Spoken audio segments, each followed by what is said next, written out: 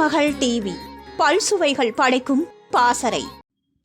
நடிகர் திலகம் சிவாஜிக்கு நடிப்பை தவிர வேறு எதுவும் தெரியாதுன்னு நீங்கள் நினச்சா அது தப்பு. அவர் படம் கூட டைரக்ட் பண்ணியிருக்கிறாரு. என்ன படம் என்று பார்க்கலாம்.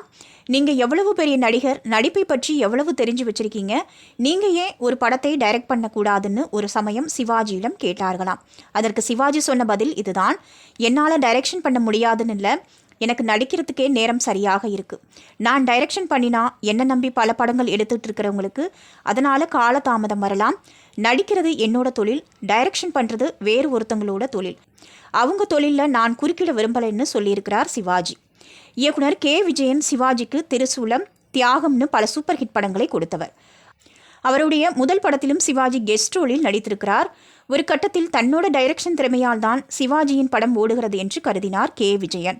சிவாஜியின் ரத்த பாசம் படத்துக்கு வராமல் காலதாமதம் செய்துள்ளார் இயக்குனர் கே. விஜயன்.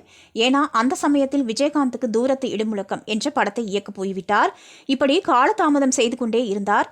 ரத்த பாசம் படத்தை சிவாஜி புரொடக்ஷன்ஸ் தயாரித்தது.